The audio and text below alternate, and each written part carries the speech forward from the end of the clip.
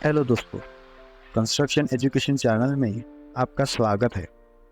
आज हम steel, beam, column और फॉर्मवर्क के टॉलरेंस लिमिट के ऊपर बात करने वाले हैं। यानी कि हम समझेंगे कंस्ट्रक्शन के समय वो कौन सी छोटी छोटी गलतियां होती है जो हमें नहीं करनी चाहिए, और अगर होती ही है तो उसकी टॉलरेंस लिमिट क्या होनी चाहिए, यानी वो गलतियां किस लिमिट तक एक्सेप्टेबल हो सकती है जिससे हमारा कंस्ट्रक्शन वर्क सेफ रहे।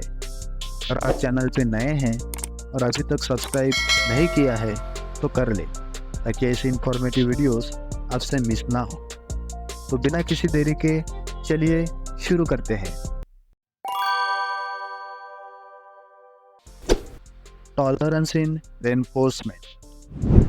टॉलरेंस इन रेनफोर्समेंट मतलब अपनी साइड पर स्टील बांधते समय कितना टॉलरेंस लिमिट, यानी कौन सी गलती है जो एक्सेप्टेबल हो सकती है जिससे हमें दिक्कत नहीं होगी। देखिए, गलतियां तो हर इंसान करता है, लेकिन हमें बड़ी गलतियां करने से बचना चाहिए, इसकी वजह से हम बड़े नुकसान से बच सके। तो कंस्ट्रक्शन वर्क में ऐसी ही बड़ी गलतियों से बचने के लिए हमें IS कोड मदद करता है।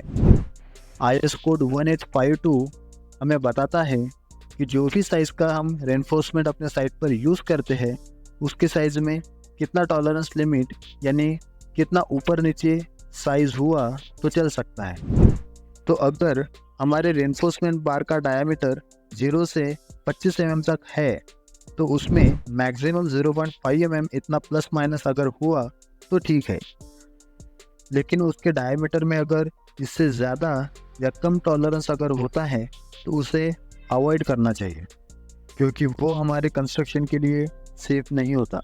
अगर हमारे बार का डायमीटर 25 से 35 mm तक है तो उसका tolerance limit plus minus 0.6 mm, और अगर बार का डायमीटर 35 से 50 mm का है तो उसमें प्लस माइनस 0.8 तक का एक्सेप्टेबल होता है।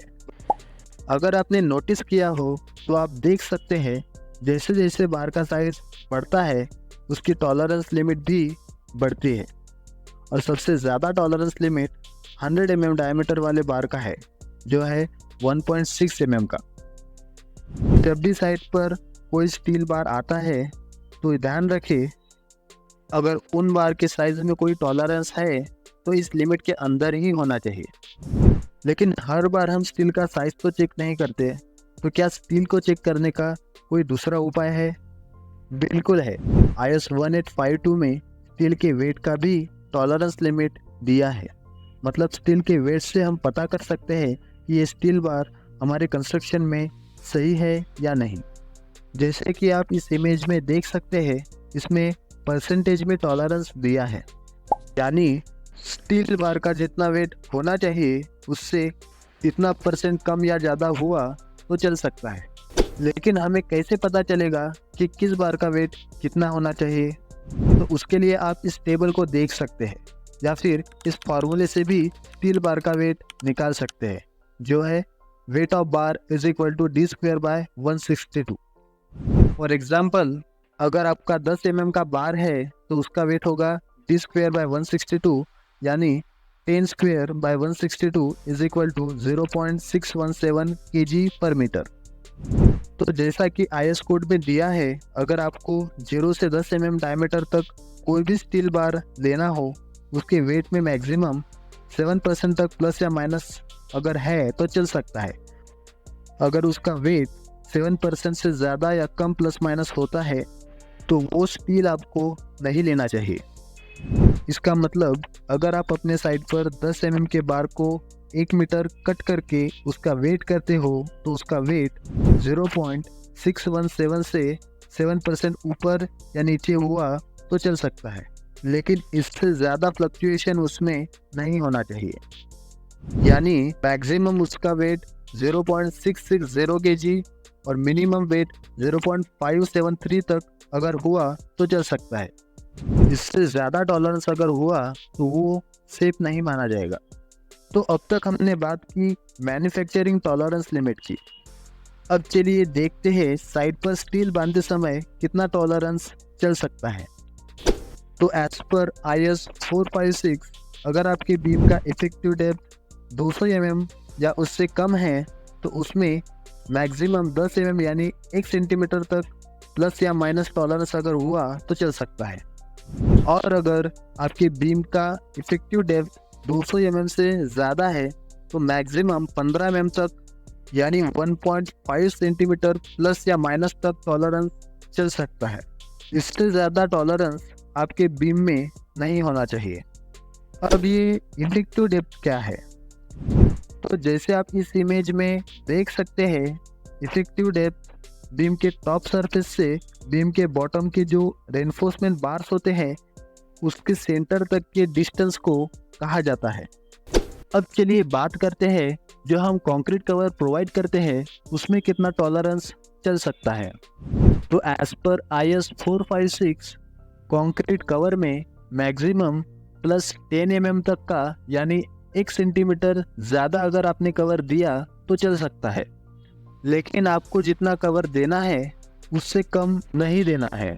हर एक मेंबर का क्लियर कवर डिफरेंट होता है, जैसे फुटिंग का 50 mm, कॉलम का 40 mm, बीम का 25 mm, स्लैब का 20 mm, स्टेयरकेस का 15 mm, छज्जे का 15 mm। अब चलिए बात कर लेते हैं बार कटिंग करने में कितना टॉलरेंस चल सकता है। तो जहाँ हमें कटिंग लेंथ स्पेसिफाइड होती है वहाँ हमें उतनी लेंथ देना ही है। फॉर एग्जांपल हम फुटिंग रेनफोर्समेंट के केस में कॉलम के बार का एनकरेजमेंट लेंथ मिनिमम 300 mm तो देते ही है। तो ऐसी जगह पर हमने स्टील बार का लेंथ अगर 50 mm ज़्यादा कट कर लिया तो चल सकता है, लेकिन इससे कम एनकरेजमेंट लेंथ हमें प्रोवाइड नहीं करना है। और अगर किसी जगह का कटिंग लेंथ हमें स्पेसिफाइड नहीं है और हमने थंब रूल के हिसाब से उसकी वैल्यू निकाली है तो उसमें आप मैक्सिमम 75 mm ज़्यादा या 25 mm कम की कटिंग लेंथ एक्सेप्ट कर सकते हैं। यानी आप 75 mm प्लस या 25 mm माइनस का अगर बार कट करते हैं तो चल सकता है। अब चलिए बात करते हैं फॉर्मवर्क में कितना टॉलरेंस एक्सेप्टेबल होता है। तो अगर हम कॉलम और बीम के फॉर्मवर्क की बात करें तो इसमें हम प्लस 12 mm तक का और माइनस 6 mm तक का टॉलरेंस अलाउ कर सकते हैं। यानी आपके शटरिंग में 6 mm से कम और 12 mm से ज़्यादा का फ्लक्चुएशन नहीं होना चाहिए। और अगर आप फुटिंग के फॉर्मवर्क की बात करें तो उसमें 3 स्टेजेस आते हैं। पहला, अगर आप फुटिंग के डायमेंशन प्लान की बात करें तो उसमें मैक्सिमम 50 mm और मिनिमम 12 mm का फ्लक्चुएशन एक्सेप्टेबल है। दूसरा है tolerance in eccentricity in plan, यानी आपका फुटिंग सेंटर मार्किंग से कितना कम ज़्यादा हो सकता है।